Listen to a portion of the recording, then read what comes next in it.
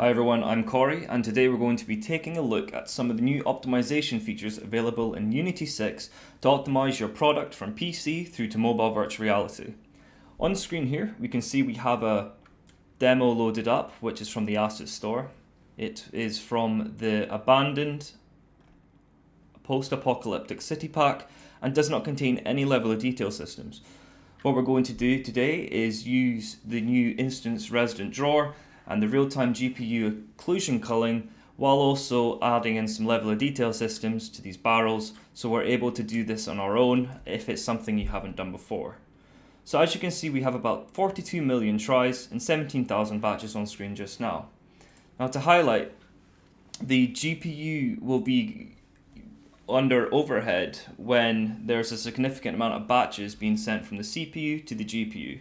This is a bottleneck that we can reduce draw call counts by batching up all of our entities on screen to be rendered in one single command to the GPU. One of the first things we can do is go up to File, Build Profiles. Build Profiles in Unity 6 also allow you to customize player preferences based on the product that you're developing for. On Windows, you can add a new build profile, select on Windows and add a build profile. Now we have a new Windows build profile, which will allow us to have custom player settings for this specific platform. We can also do the same for Android and click on Add Build Profile, Add Build Profile. Now this allows us to change what type of scriptable render pipeline we're using, and we're going to do that straight away. Now we've selected new Windows profile, let's go up to Player Settings. Select Graphics and the default render pipeline asset from the scriptable render pipeline. Now I've selected this, it's loading up in the default settings folder, and as we can see on screen, we have GPU resident drawer. What we would like to do to start off this project is enable that. We are now storing information directly on the GPU rather than having to call from the CPU to the GPU. Performance improvements from this I've seen up to 80%. As you can see, however, batch render group variant setting must be set to keep all to fix. Settings and set batch render variance to keep all. In order for this to work, we have to go back to our graphics tab under project settings, and it says batch render group variance. Set this to keep all. Now we have instance drawing working. We do also have GPU occlusion culling. Let's enable this as well. In order for GPU occlusion culling to work, we do have to go down to the player settings, which can be found on the left hand side. And as we scroll down, we have static batching enabled under other settings. This should probably be disabled in order not to conflict with the new GPU occlusion culling option. Traditionally, you would set a mesh to static. Let's remove these two. And if we select our mesh down here at the bottom left, we can see that this is not set to static. If we did want to use the traditional approach, we would set this object to static. I'm not going to do it. And then we go to occlusion and then bake. And this would allow us to visualize all of the occluded objects in the scene. But instead we're now doing this at runtime, which is much more efficient if we have objects moving around the screen and we no longer need to require an asset to be standing still in order for the GPU occlusion culling to be working. So the next thing we're going to do is run the project and see how much we have managed to improve frame rates.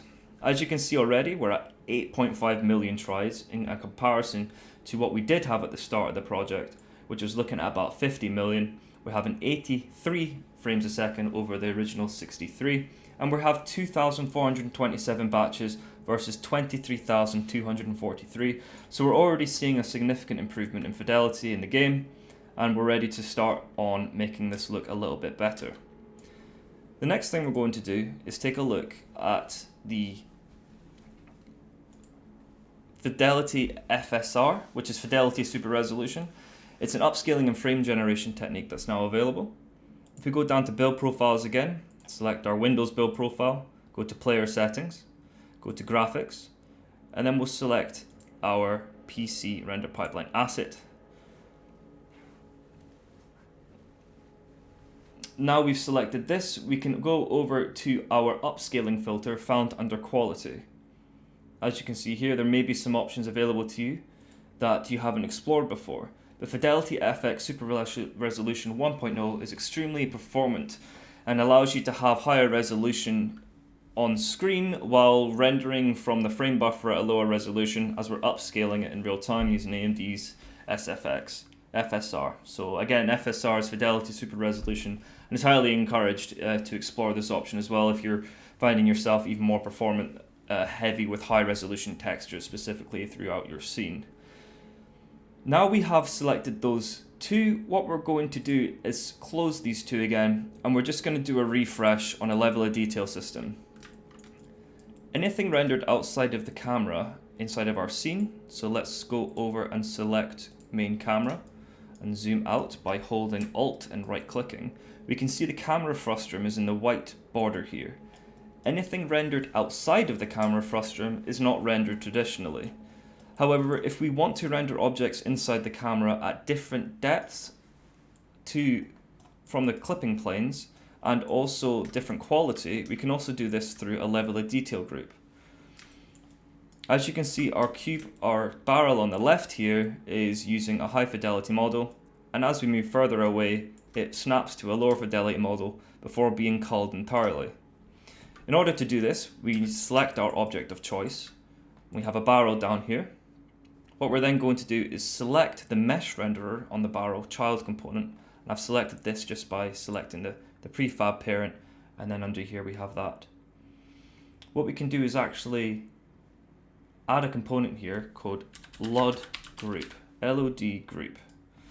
Now once this has been added, it's automatically added 3 of them with a culling. I'm going to delete LOD2 by dragging the camera on top of it, right clicking and clicking delete. Now we can see under level of detail 0, we have an option to add a renderer. What we're going to do is actually, rather than adding a renderer from the scene, because we have a lot of these barrels on the scene, we're actually just going to drag and drop the renderer directly on top of this. Level of detail 1 now has the barrel, and we can do the exact same for level of detail 0, which is by default what we see all the time. When we're 30% away from the object, we are able to have the object entirely culled.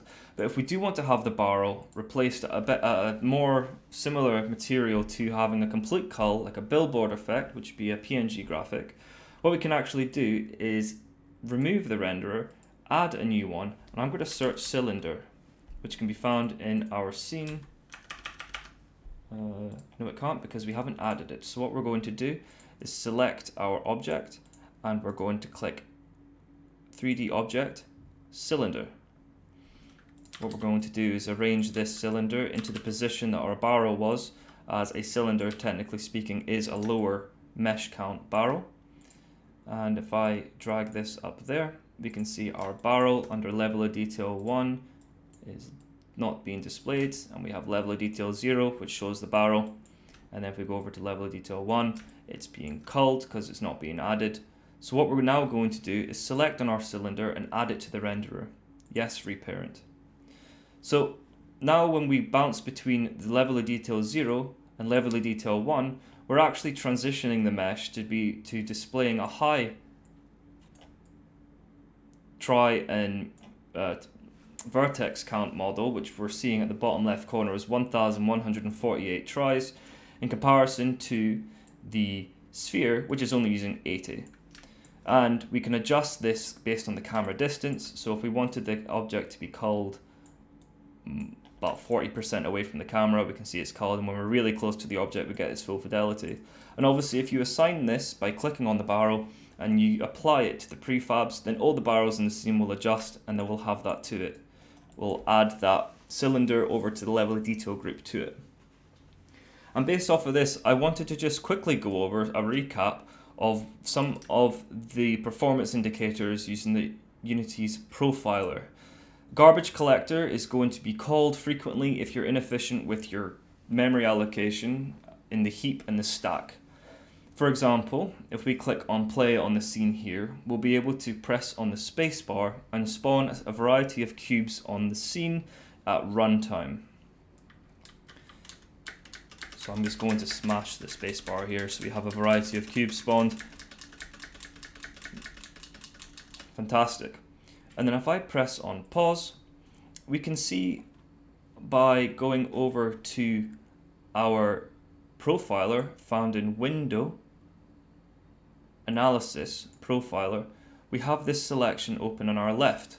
Specifically, what we've been discussing in this so far is reducing the CPU overhead into the GPU. We can see garbage collector can be found here, and by selecting the small little checkbox next to it, we can select that, and we can also select scripts. Now the example that I've written here actually is going to change all of the cube's colors by creating a new material and assigning it to them. So instantiating the object at runtime will have a small little overhead on the script, but the minute we press B, all of the objects spawn a new material color and assigns it to all the cubes on the screen. And you can see we have a large spike here. By going over to the player view, we can then explore update script run behavior update. Optimization demo is using 23.4%. It's only a 0.5 megabyte, but we can see there's instantly been an increase here with the spike on screen. So by expanding this, we can actually see the garbage collection has an allocation that it previously didn't. This is an indication that we're not being very efficient with our heap and stack allocation. So if we could then go over to optimization demo.update, we'll be able to see exactly what's went wrong. On this script here is just an example, so we won't look into it too much, but we are inefficiently assigning new material properties by calling a loop and generating a new material rather than pooling or caching a material property at the top of the class.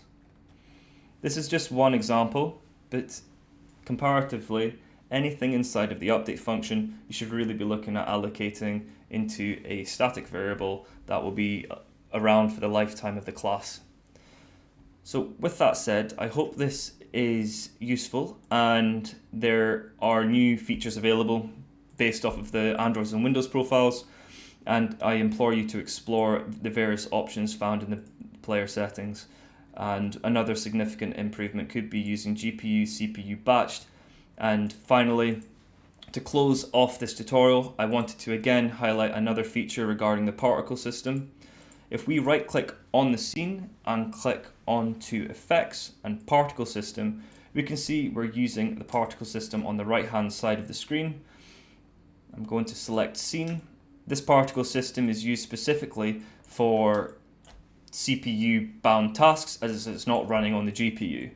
If we want to be using particles based on the GPU, we need to go up to Window and Package Manager. Under Package Manager, we'll get the options available to download a package. Under Unity Registry, if we search Visual Effect Graph, we can see here we have the option to install Visual Effects Graph.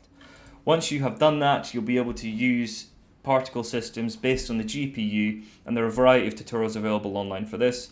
But specifically, if you are already using the render pipeline, traditional render pipeline, or the universal render pipeline with a traditional particle system, it may be advantageous if you are being bottlenecked on the CPU to move this over to your GPU, especially with the use of the instance drawer bit found in Unity 6. So without further ado, I will play the scene. We'll have some particles on scene, and we can see the comparison between the original frame rate count and what we have currently. Of course, this is not given a full perspective based off of the profiler, but what we can see is we're running 2,200 versus 23,000 and 10 million tries being rendered versus the comparison of 50.